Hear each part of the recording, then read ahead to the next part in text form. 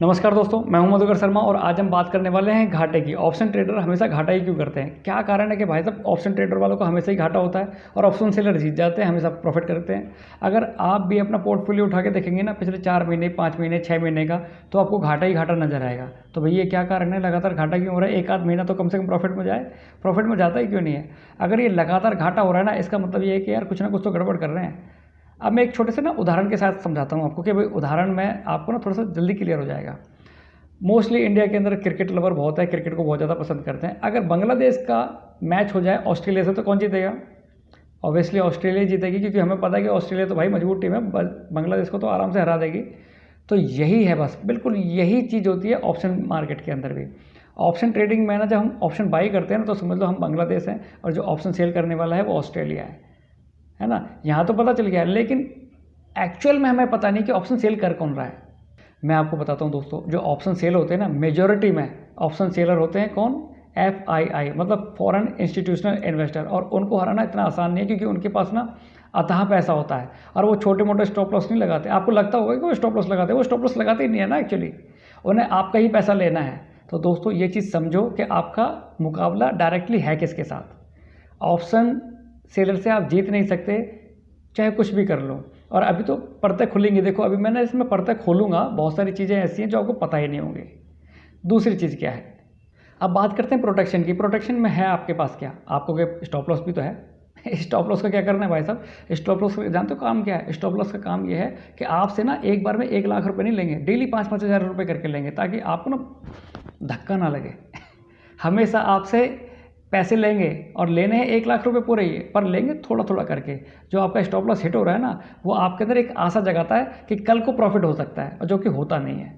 दोस्तों option buyer के लिए ना ऑप्शन ट्रेडिंग में ऑप्शन ही नहीं है। दूसरी तरफ ऑप्शन सेलर के लिए ऑप्शन ही ऑप्शन है। वो कॉल बाई करते हैं, कॉल सेल भी करते हैं, पुट बाई करते हैं, पुट सेल भी करते हैं, हेजिंग करके चलते हैं। वो क्या करते हैं, वो फ्यूचर में बाई करते हैं और ऑप्शन में सेल कर देते हैं। मतलब हर तरीके से ना वो आदमी को फंसा देते हैं। मार्केट को जब चाहे वो गिराना चाहे गिरा देंगे, मार्केट को जब चाहे उठाना चाहे उठा लेंगे। और आपका जो स्टॉप लॉस है ना 20-30 पॉइंट का, 40 पॉइंट का या 50 पॉइंट का, वो हिट होना ही होना है। तो दोस्तों ऑप्शन सेलर के लिए बहुत सारे ऑप्शन हैं और ऑप्शन बायर के लिए ऑप्शन ही नहीं है। और तीसरी गलती क्या है, हम करते हैं एवरेज, जबकि ऑप्शन में तो एवरेज किया ही नहीं जाता। मैं अपना उदाहरण देता हूँ, मैं क्या करता था, मैं 5 लॉट बाई कर लिए, मान लिया कॉल बाई कर लिया मैंने, निफ्टी की या बैंक निफ्टी की। मार्केट थोड़ी सी नीचे आई, मैंने 10 लॉट और बाई कर लिए। मार्केट थोड़ी सी और नीचे आई, मैंने 20 लॉट और बाई कर लिए। पहले तो 5 में नुकसान हो रहा था, अब सीधा 35 में नुकसान हो रहा है। और एक समय ऐसा होता था नुकसान इतना ज़्यादा बढ़ जाता था कि मैं झेल नहीं पाता था और मुझे तुरंत उसे स्क्वायर ऑफ करके निकलना पड़ता था। तो दोस्तों ये गलतियाँ मैंने की हैं और ये गलतियाँ आप में से भी बहुत सारे लोग करते होंगे। तो दोस्तों कभी भी ऑप्शंस में एवरेज नहीं की जाती है, और ख़ासकर मैं तो कहूँगा कि बाई किया ही नहीं जाता है। पर फिर भी अगर आप करते हो तो एवरेज तो करना ही नहीं है, ये तो बहुत बड़ी गलती है। और चौथी गलती हम क्या करते हैं, हम करते हैं चौथी गलती out of the money trade बना के। हम आउट ऑफ द मनी खरीद लेते हैं। हमें लगता है कि छोटा प्राइस है, 25 रुपये का, 30 रुपये का, 35 रुपये का, चलो भाई ये ले लेते हैं, अगर मार्केट ऊपर गई तो हमें बहुत अच्छा खासा प्रॉफिट हो जाएगा। बाई चांस कभी कभी 10 में से 20 में से एक ट्रेड में ऐसा हो भी जाता है, लेकिन हमेशा ऐसा नहीं होता है दोस्तों। क्योंकि ये कॉन्सेप्ट समझना पड़ेगा कि आउट ऑफ द मनी क्या होता है, एट द मनी क्या होता है और इन द मनी क्या होता है। इंट्रिंसिक वैल्यू भी होती है, टाइम वैल्यू भी होती है जो घटती है। दोस्तों आउट ऑफ द मनी में बहुत ज़्यादा नुकसान होता है। ज़्यादातर trader out of the money फंस जाते हैं और नुकसान कर लेते हैं, क्योंकि मार्केट को ना बहुत दम दिखाना पड़ेगा ऊपर तक जाने के लिए, और इतना दम मार्केट दिखाते ही नहीं है। क्योंकि रेसिस्टेंस और सपोर्ट भी तो कोई चीज़ होती है ना। हमने रेसिस्टेंस के ऊपर जाके बना ली अपनी पोजीशन, वहाँ तक मार्केट जाएगी क्या? मार्केट तो पहले ही रेसिस्टेंस के पर टकरा के नीचे आ जाएगी। तो दोस्तों आउट ऑफ द मनी कभी भी पोजीशन नहीं बनाते हैं, ज़्यादातर लोग इसी में नुकसान करते हैं। अब चलते हैं 5वें पॉइंट पर। 5वीं गलती कौन सी है? 5वीं गलती यह है कि दोस्तों हम डायरेक्ट सीधा इंडाइसेस में जाके ट्रेड करते हैं। मतलब निफ्टी में, बैंक निफ्टी में, फिर निफ्टी में जाके हम ट्रेड करने लग जाते हैं। दोस्तों ये तो बहुत ऊपर का लेवल है। खरीदना आसान होता है और बेचना आसान होता है, पर इसका मतलब ये नहीं है कि सीधे आप निफ्टी और बैंक निफ्टी में ट्रेड करना स्टार्ट कर दो। निफ्टी और बैंक निफ्टी में डायरेक्ट ट्रेड स्टार्ट नहीं करते जब तक आपको समझ ना हो पूरी तरीके से मार्केट की। तो यहाँ पर ये गलती बिल्कुल भी नहीं करनी है। निफ्टी, बैंक निफ्टी, फिर निफ्टी, ये इतने ज़्यादा वॉलेटाइल होते हैं ना कि आपका स्टॉप लॉस जहाँ भी लगाओ वहाँ पर हिट होना ही होना है। कभी कभी आपको प्रॉफिट मिलेगा, लेकिन मोस्टली आपको लॉस ही मिलेगा। तो स्टार्ट करना भी है ना, तो स्टॉक से स्टार्ट करो, जिसके अंदर 30 दिन की एक्सपायरी होती है और आपको पता होता है कि मार्केट किस ट्रेंड में चल रही है और स्टॉक किस ट्रेंड में चल रहा है। तो दोस्तों इंडाइसिस में नहीं, स्टॉक से स्टार्ट करना होता है। छठी और सबसे कॉमन मिस्टेक, हमें पता ही नहीं रहता कि ट्रेंड क्या है, हम बिना ट्रेंड के ही मार्केट के अंदर आ जाते हैं।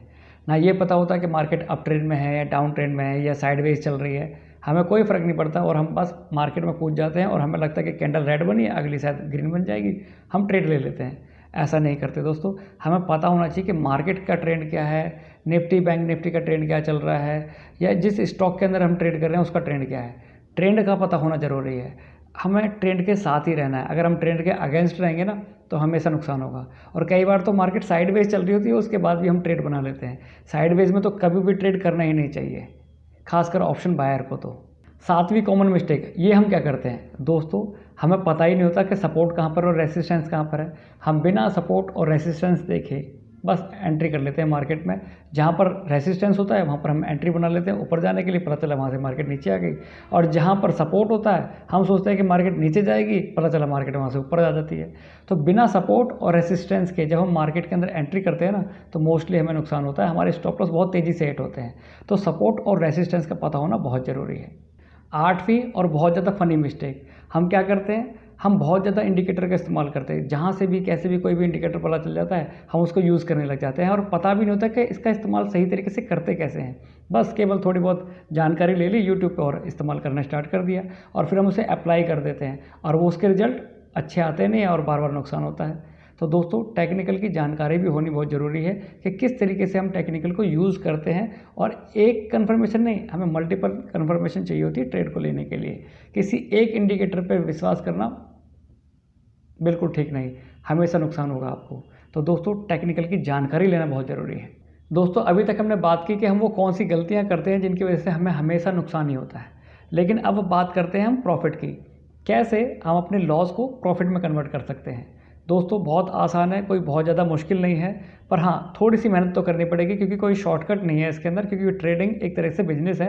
अगर आपको कोई भी बिजनेस करना है तो टाइम तो देना ही पड़ेगा। तो सबसे पहले हम बात करते हैं टेक्निकल की और फंडामेंटल की। आपको टेक्निकल और फंडामेंटल दोनों सीखने ही पड़ेंगे। टेक्निकल में क्या क्या चीज़ें आती हैं, टेक्निकल में जैसे कैंडलस्टिक्स पैटर्न, कैंडल के बारे में समझना, कैंडल से जो पैटर्न बनते हैं उसके बारे में समझना, कुछ इंडिकेटर्स होते हैं उनके बारे में समझना, और ट्रेंड लाइन हो गई, कुछ चैनल हो गया, कहाँ पे सपोर्ट लेती है, रेसिस्टेंस है, इसके बारे में जानना, आरएसआई हो गए, एमएसीडी हो गया, मूविंग एवरेज है। दोस्तों ये सब चीज़ें टेक्निकल के अंदर आती है जो बताती हैं कि मार्केट कहाँ पर सपोर्ट ले रही है, कहाँ पर रेसिस्टेंस ले रही है, कहाँ पर मार्केट ओवरबॉट हो गई है, कहाँ पर ओवर सोल्ड हो गई है, कहाँ पर मार्केट प्रेशर फील कर रही है। दोस्तों ये सारी चीज़ें बताते हैं टेक्निकल, और ये आपको पता होने चाहिए। इसमें कोई भी शॉर्टकट नहीं चाहिए, ना ही लगेगा इसके अंदर। आपको सीखना पड़ेगा तो सीखना पड़ेगा। दूसरी चीज़ है फंडामेंटल।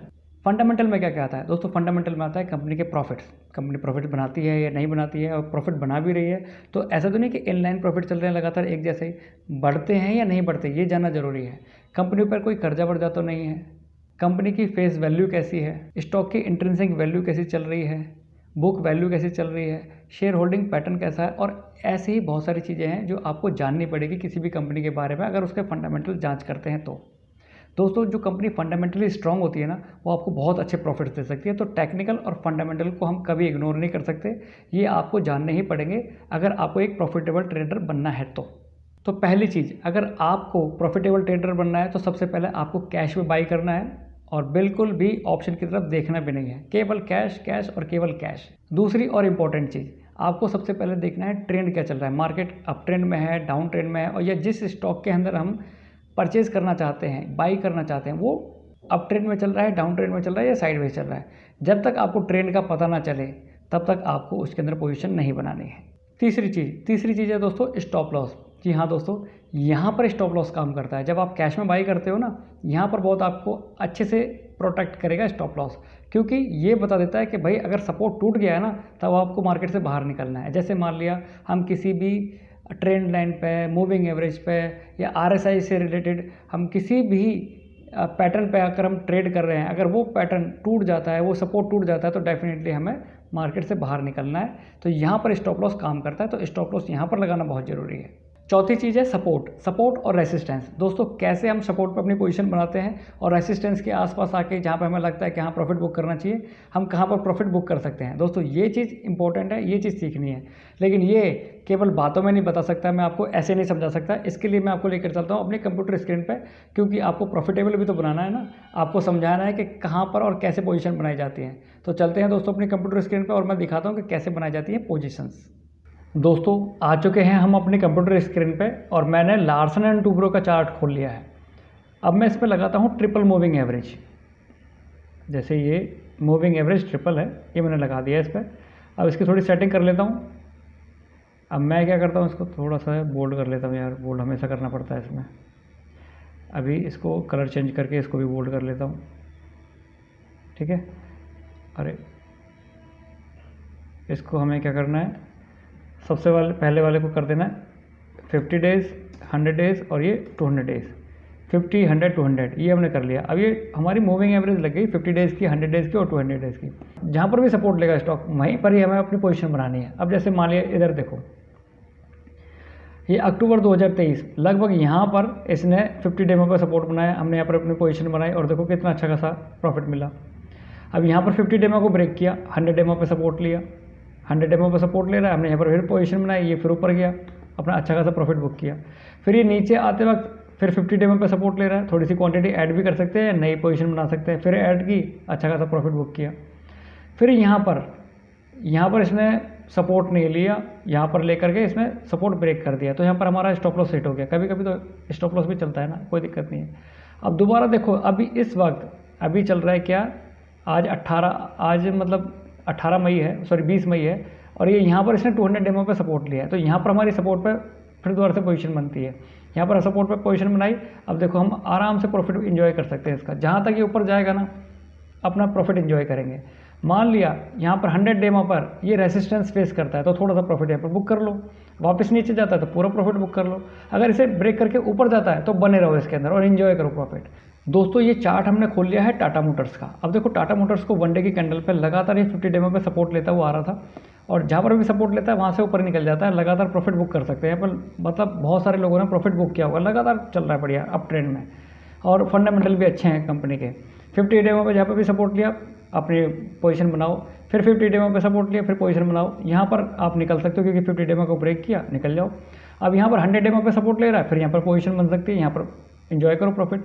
लेकिन अगर यहाँ पर 100 डेमो को ब्रेक करके नीचे जाता है, तुरंत स्टॉप लॉस लगाओ और हिट हो जाए स्टॉप लॉस तो निकल जाओ।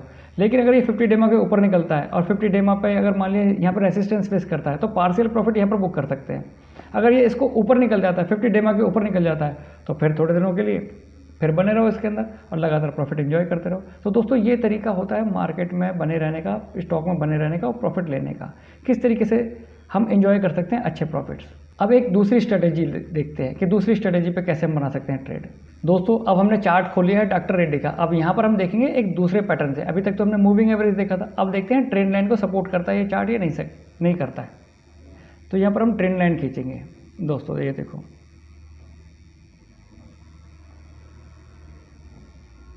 ठीक है ना। अब ये हमने एक चैनल ट्रेंड लाइन खींच दी, यहाँ से लेके यहाँ तक। देखो पहले यहाँ पर टच किया, यहाँ से हमने बनाया चार्ट, फिर लगभग यहाँ पर इसके आसपास ही गया है, फिर यहाँ पर टच किया, फिर लगभग यहाँ पर भी टच किया, फिर यहाँ पर भी टच किया और यहाँ तो ब्रेक करके नीचे ही आ गया। दोस्तों जब भी कोई स्टॉक किसी ट्रेंड लाइन को टच करता है, उसके आसपास से ही रिवर्सल लेता है, इसका मतलब यह है कि उस एरिया को रेस्पेक्ट दे रहा है। जैसे यहाँ पर टच किया, हमने पहले इस पॉइंट को मिलाया और इस पॉइंट को मिलाया और उसको फिर हमने आगे ड्रैग कर दिया। जैसे ही यहाँ पर आया, यहीं से देखो रिवर्सल आया, फिर दोबारा यहाँ पर आया, फिर यहाँ से रिवर्सल आया, फिर यहाँ पर टच किया, फिर यहाँ से रिवर्सल आ रहा है। मतलब जैसे ही वो ट्रेंड लाइन को टच कर रहा है ना, यहीं से ही वापसी हो रही है। इसका मतलब जैसे ही ट्रेंड लाइन को टच करे तुरंत पोजीशन बना लो, ट्रेंड लाइन को ब्रेक करके नीचे जाए तुरंत पोजीशन अपनी छोड़ दो। तो दोस्तों टेक्निकली देखना बहुत ज़रूरी है कि भी कौन सा स्टॉक ट्रेंड लाइन को, मूविंग एवरेज को, RSI को, ये किसको कहाँ पर रेस्पेक्ट दे रहा है। जैसे ही रेस्पेक्ट दे, आपको रिवर्सल दिखाई दे, अपनी पोजीशन बना सकते हो इसके अंदर। दोस्तों ये तरीका होता है ट्रेड लेने का, ट्रेड बनाने का और कैश में बाई करने का। इस तरीके से हम अपने पोर्टफोलियो को लॉस से प्रॉफिट में कन्वर्ट कर सकते हैं दोस्तों। दोस्तों अभी तक हमने बात की कि किस तरीके से हम अपने लॉस को प्रॉफिट में कन्वर्ट कर सकते हैं, वो भी कैश की सहायता से। अभी तक हमने ऑप्शंस की बात नहीं की, क्योंकि हमने नुकसान तो ऑप्शंस में किया था ना, तो ऑप्शंस में कैसे हम प्रॉफिट में आ सकते हैं। दोस्तों जैसे हम कैश में बाई करते हैं ना, उस तरीके से ही हम ट्रेड ले सकते हैं ऑप्शंस में भी। लेकिन हमें बाई नहीं करना, बाई तो बिल्कुल सख्त मना है। हमें क्या करना है, हमें सेल करना है।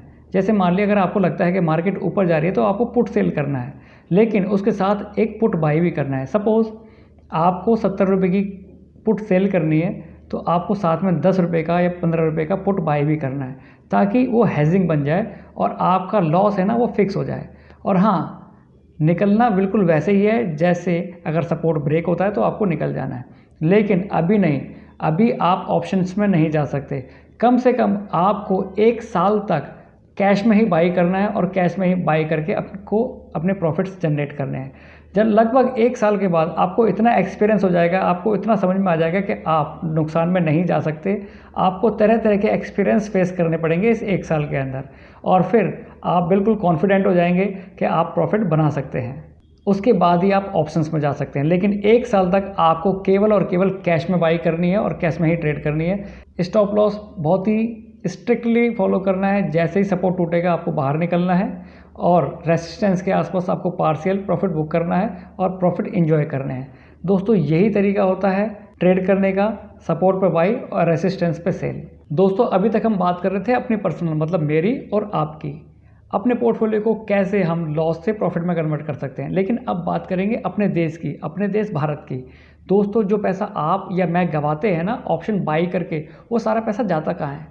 दोस्तों मेजॉरिटी ऑफ सेलर कौन है, FIS, मतलब FIS हमारा पैसा अपने देश में लेके जा रहे हैं, मतलब भारत का पैसा जा रहा है विदेशों में। क्यों? क्योंकि हम गलती कर रहे हैं, हम ऑप्शन बाई करते हैं और पैसा गंवाते हैं, और मार्केट से पैसा जाता कहाँ है, कन्वर्ट होकर सीधा FIS के पास।